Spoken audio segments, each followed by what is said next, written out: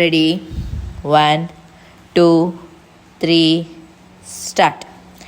ಈಗ ಸದರಿಯವರ ಸಾಕ್ಷ್ಯವನ್ನು ಪರಿಗಣಿಸಿದಾಗ ಆರೋಪಿತನು ಹೈವೇ ದಾಟಲು ನಿಷೇಧ ಇದ್ದರೂ ಹಾಗೂ ಹೈವೇಯಲ್ಲಿ ಸಾಮಾನ್ಯವಾಗಿ ವಾಹನಗಳು 80ರಿಂದ 100 ಸ್ಪೀಡಿನಲ್ಲಿ ಓಡಾಡುತ್ತಿದ್ದರೂ ಒಮ್ಮೆಲೆ ಹೈವೇ ರಸ್ತೆ ದಾಟಿದ್ದರಿಂದ ಆರೋಪಿತನು ಸದರಿ ಅಪಘಾತವನ್ನು ತಪ್ಪಿಸುವ ಸಲುವಾಗಿ ವಾಹನವನ್ನು ನಿಯಂತ್ರಿಸಲು ಪ್ರಯತ್ನಿಸಿದರೂ ಸಹ ಸದರಿ ಅಪಘಾತವಾಗಿ ಆರೋಪಿತನು ಮೃತನಾಗಿರುತ್ತಾನೆ ಎನ್ನುವುದು ಮೇಲ್ನೋಟಕ್ಕೆ ಕಂಡುಬರುತ್ತದೆ.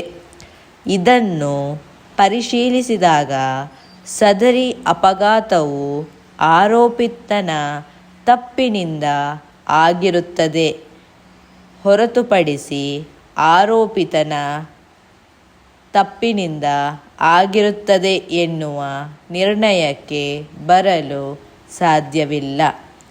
ಅದಲ್ಲದೆ ಪ್ರಾಸ 3 ಮತ್ತು 4ರವರು ಆರೋಪಿತನು ನಡೆಸುತ್ತಿದ್ದ ವಾಹನದ ಇಲಾಖೆಯ ಅಧಿಕಾರಿ ವರ್ಗದ ಸಾಕ್ಷಿದಾರರು ಇರುತ್ತಾರೆ. ಈಗ ಈ ಪ್ರಕರಣದ ಇನ್ನಿತರರ ಪ್ರತ್ಯಕ್ಷದರ್ಶಿಗಳ ಸಾಕ್ಷ್ಯವನ್ನು ಪರಿಗಣಿಸುವುದು ಅತ್ಯಂತ ಅವಶ್ಯಕ ಕಂಡುಬರುತ್ತದೆ.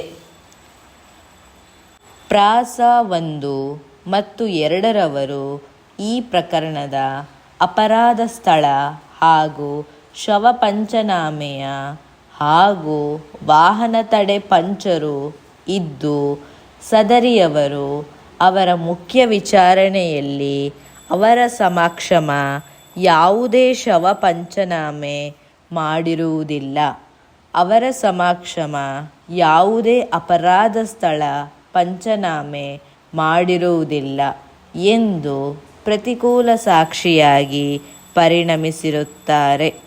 ನಂತರ ಸದರಿಯವರನ್ನು ಪಾಟಿ ಸವಾಲಿಗೆ ಒಳಪಡಿಸಿದಾಗ ಸದರಿಯವರು ಅಭಿಯೋಜನೆಯ ಪ್ರಕರಣಕ್ಕೆ ವಿರುದ್ಧವಾಗಿ ಸಾಕ್ಷಿ ನುಡಿದಿರುತ್ತಾರೆ.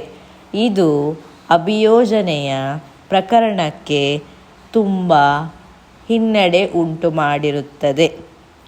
ಪ್ರಾಸ 5 ಮತ್ತು 6ರವರು ಈ ಪ್ರಕರಣದ ಪ್ರತ್ಯಕ್ಷದರ್ಶಿ ಇದ್ದು ಸದರಿಯವರು ಅವರ ಮುಖ್ಯ ವಿಚಾರಣೆಯಲ್ಲಿ ಅವರಿಗೆ ನ್ಯಾಯಾಲಯದ ಮುಂದೆ ಇರುವ ಆರೋಪಿತನ ಪರಿಚಯ ಇರುವುದಿಲ್ಲ, ಈ ಪ್ರಕರಣದ ಬಗ್ಗೆ ಯಾವುದೇ ಮಾಹಿತಿ ಇರುವುದಿಲ್ಲ, ಅವರು ಪೊಲೀಸರಿಗೆ ಯಾವುದೇ ಹೇಳಿಕೆ ನೀಡಿರುವುದಿಲ್ಲ.